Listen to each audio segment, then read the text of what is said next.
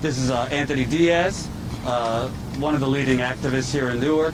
I didn't recognize you with the hair now. You didn't have hair last time.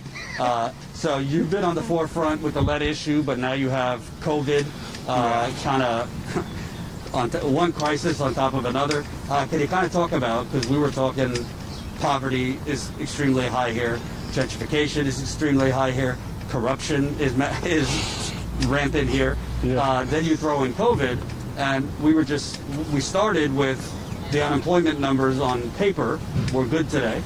They're already talking about Trump and the Republicans. Oh, we don't need to extend unemployment. You have people in Newark and other places facing evictions in less than a month now. What are you hearing and seeing on the ground here in terms of people kind of hanging close to the cliff? Well, on paper, everything looks good, even all of these like non-eviction notices and things like that. But activists on the ground have been seeing evictions still happen. Undocumented people are still being tossed out of their homes. And even though on paper, no one should be evicted at all. But we're still seeing the same thing happen. We're seeing landlords pressure their tenants for rent.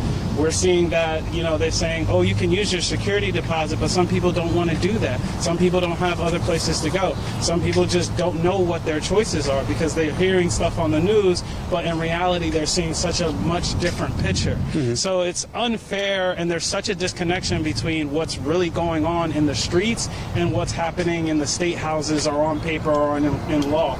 And the people are suffering. People are really suffering. And so even though the unemployment numbers supposedly look good, but we know how they mess with statistics all the time, the reality is people are suffering in silence. They don't want to go out and say, hey, I need a handout, or hey, I need food, or I need groceries, or I need some help. And so some of the work that we do with the Newark Water Coalition is we've been helping people who haven't traditionally asked for help, but then they're like, such a sense of relief, such a sense of appreciation because they need handouts. And I hate to... What have you been helping them? Water? We've been helping with water. We've been helping with groceries. We've been giving some people, like, here's $50. Use it for whatever you need it for. Because if you're out of work and you didn't collect unemployment, you're just shit out of luck. Yeah. You're just there, twiddling your thumbs, trying to figure out how to make a dollar. And I've gotten a lot of messages, people saying, I've called unemployment office, like, 200 times. Yeah. I'm on the phone for 2 hours on hold. I finally get a human being, then it drops off. Yeah. I'm sure you're hearing stories so like we're that. Hearing so many, even within my own family, oh, you just gotta keep calling for 3 days straight. And I'm like, who has the time to call for 3 days straight? If I'm trying to make things happen, you're literally sitting there on hold for 8 hours at a time, not hearing from anyone. And then if you file the paperwork, if you, God forbid, you misspell something or didn't check one box or misclick a form, then you have to start the process all over again. And it's unfair to a lot of people. Let me ask you, because we met the lead crisis, which got like 5 minutes of coverage in the news. Then they kind of went back to Trump and whatever stupidity was going on.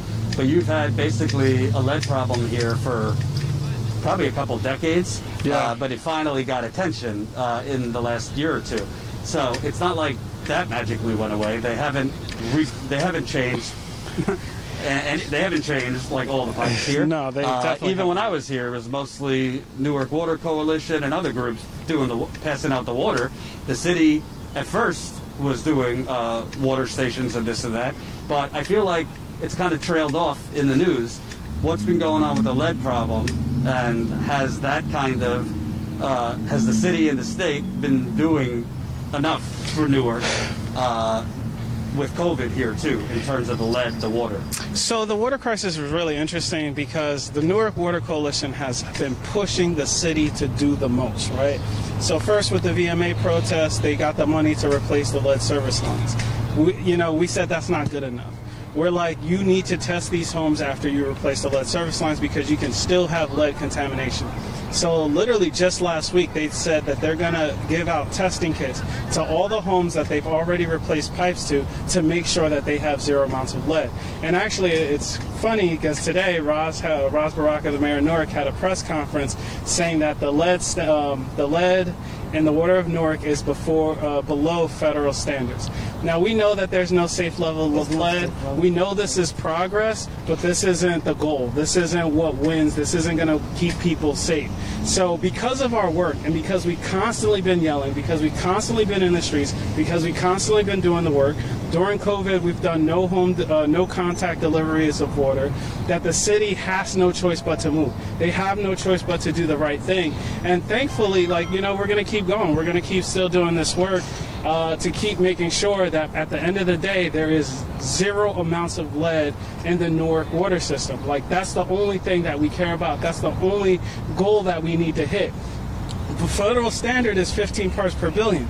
The CDC is saying that there's no safe level of lead. I don't care if it's 14.1 or 14.9. It needs to be zero. And I want to stress that, because people, even when they got the money to replace the lead service lines, people were like, okay, you guys won. There should be. No, that's not the case. We haven't won.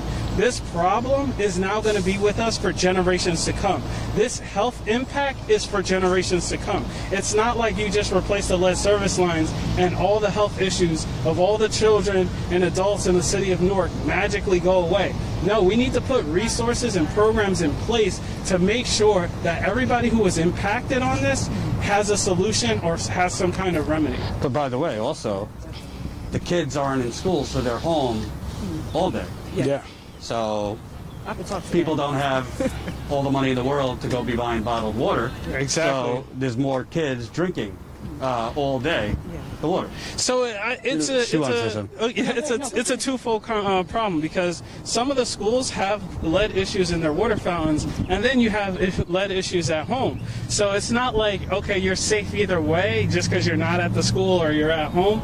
It's such a complicated issue, and there's so much science around it that we know until you hit that zero mark, you're not safe home, at a restaurant, or at school. Yeah. The numbers that are improving now are because these states reopened. The states that reopened are now reclosing. Exactly. Because they reopened too early. So the bottom line is, the corporations and the donors have security, while poor people in Newark, poor people all over the community, formerly middle-class people who are now poor, have no security. Yeah. And frankly, yeah, Trump's awful, the Republicans are awful, but if Biden becomes president, So the Democrats do they're worse. not They are Yeah, crazy. I think they're not gonna give a permanent unemployment extension. They're not doing universal basic income. They're not doing Medicare for all. They're not doing child care. By the way, there's a story in the Times today. It's a massive problem of, do you pick your job or child care? Exactly. Because your kids are home, and you know. And that's why there's a push to open up the schools again, because the biggest babysitters is public education. And that's the worst. And what I've been telling people, because, you know, I'm a proclaimed leftist socialist, is that if you look at this country, look at where our priorities are, right? We didn't have enough PPE for our nurses. We didn't have enough ventilators, because what are we doing? We are building bombs. We are building our army. We are funding the military-industrial complex, right? Instead of putting our priorities on people first. So for me, you know, it doesn't matter who's in that chair in the White House, because we know at the end of the day they don't care about people. If you look at the stimulus packages internationally, America has one of the weakest ones. We got $1,200. $1,200 in 3 months makes no sense. Makes absolutely no sense. And so what I like now is people are waking up to this, right? You know, Tanisha touched on this race war. We saw with the George Floyd incidents. It started being about, you know, solely black lives, and now it's morphed into something else, right? And what I see now are people demanding more.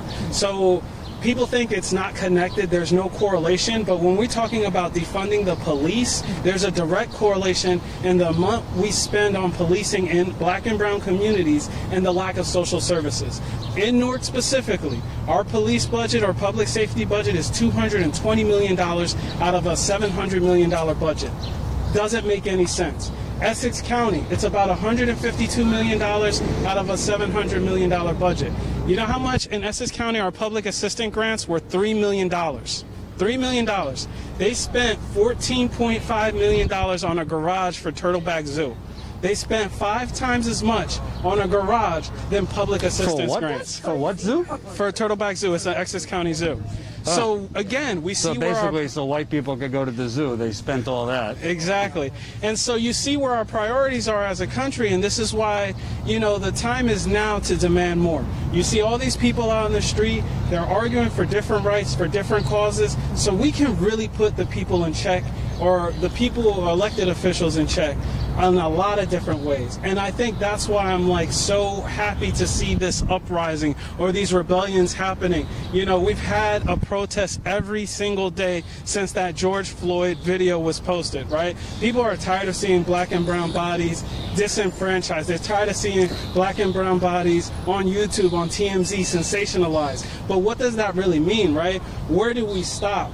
We need to make sure that the money that is, there's tons of money, right, for the corporations. But we need to make sure that this money and these resources are making it into the hands of the people. So we need to connect the dots. It's defund to abolish, to put the priorities into communities, to stop the evictions, to, you know, stop future health hazards coming in.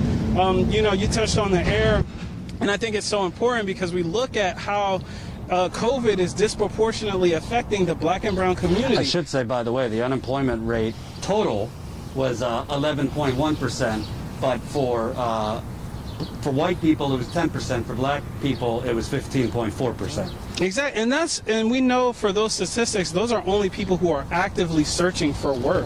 So what about the people who aren't actively searching for work? That's why, you know, these labor stats are so off-putting, because it doesn't tell the whole picture. It doesn't tell the whole story. And it doesn't even matter, right? You bust down unemployment to 5%, but how many millions are still unemployed after that, right? How many people are still suffering after that? So to me, these stats, these numbers are meaningless, because I hear the stories and I see the pain in people's eyes. And so for me, if one person is suffering, that's one too many.